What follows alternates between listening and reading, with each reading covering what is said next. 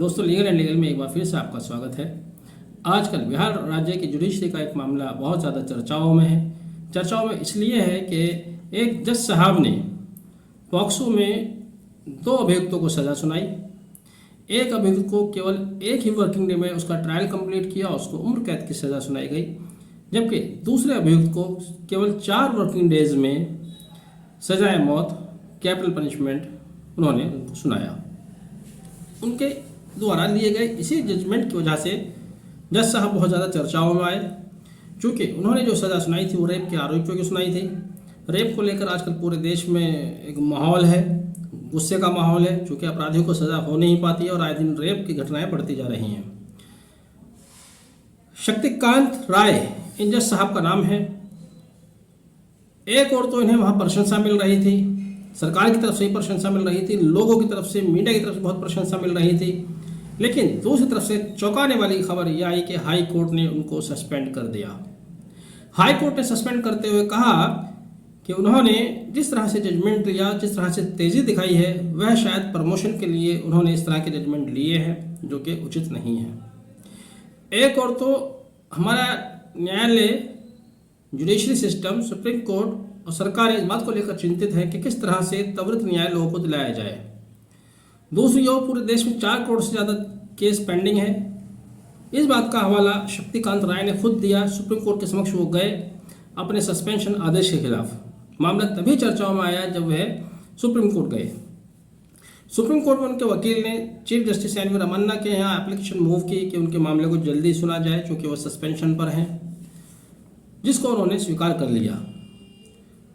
N V Ramana और you Lalit, शायद इस बेंच जो देख रहे हैं वो हैं यू ललित, इन्होंने अपने ऑब्जर्वेशन में ये भी कहा कि कोई निर्णय नहीं दिया था, इसमें अगस्त की डेट लगी है।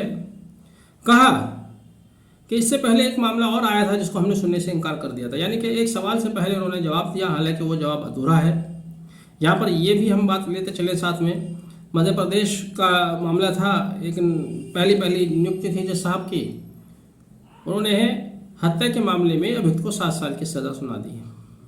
इसी से नाराज होकर हाई कोर्ट ने उनकी सेवाएं समाप्त कर दी, उनको कोई अवसर नहीं दिया गया। उन्होंने यह भी कहा कि ये उनकी पहली नियुक्ति है, गलती हुई, गलती नहीं बल्कि उसको ब्लंडर कहना चाहिए। ब्लंडर इसलिए हाई कोर्ट इसलिए नाराज हुआ क्योंकि हत्या के मामले में केवल 2 ही सज़ा के प्रावधान हैं, या तो कैपिटल पनिशमेंट और अगर उससे कम होगा तो उम्र कैद। इसके अलावा कोई तीसरी सज़ा का प्रावधान नहीं है। उसके बावजूद उन्होंने 7 साल की सज़ा दी, जो कि एक बहुत बड़ी ब्लंडर थी। उन्होंने कहा कि मिस्टेक है, मेरी पहली पोस्टिंग है, क्लरिकल मिस्टेक भी हो सकती है, हमारी राय से हो सकती है। लेकिन वहाँ उनको ना हाई कोर्ट से कोई रिलीफ मिला, ना ही सुप्रीम कोर्ट से रिलीफ मिला। लेकिन यहाँ पर शक्तिकांत राय खुशकिस्मत हैं, चूँकि वो पुराने भी हैं।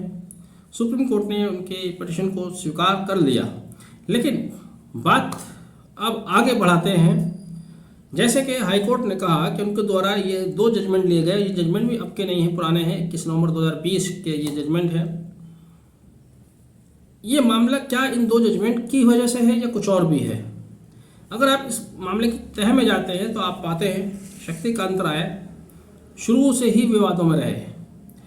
वर्ष 2007 में इन्होंने बिहार जुडिशियल सर्विसेज में एंट्री की 7th रैंक के साथ। 318 उनके सामने कैंडिडेट थे, जिसमें उनकी 7th रैंक आई, तो इससे जाहिर होता है काबिल व्यक्ति हैं, रैंक होल्डर हैं, टॉप 10 में रहे हैं।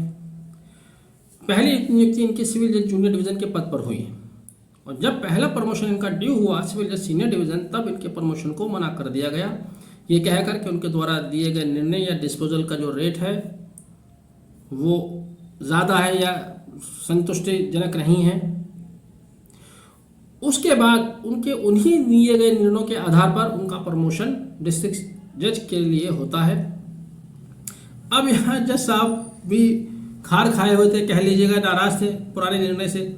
उन्होंने 2020 में 2019-20 में उनका सेशन जज के लिए प्रमोशन हुआ। 2020 में इन्होंने एक रिप्रेजेंटेशन हाई कोर्ट भेज दिया, जिसमें उन्होंने वहाँ सवाल दाग दिया कि जिन जजमेंट के आधार पर मुझे जिला जज का प्रमोशन मिला, उन्हीं आधार पर मुझे सिविल जज सीनियर डिवीज़न का प्रमोशन क्यों नहीं दिया गया। उनके इस रिप्रेजेंटेशन से हाई कोर्ट नाराज हुआ और हाई कोर्ट ने उनको एक शो कॉज नोटिस जारी कर दिया कि क्यों ना आपके विरुद्ध बिहार जुडिशियल सर्विसेज रूल 11 के तहत कार्रवाई की जाए।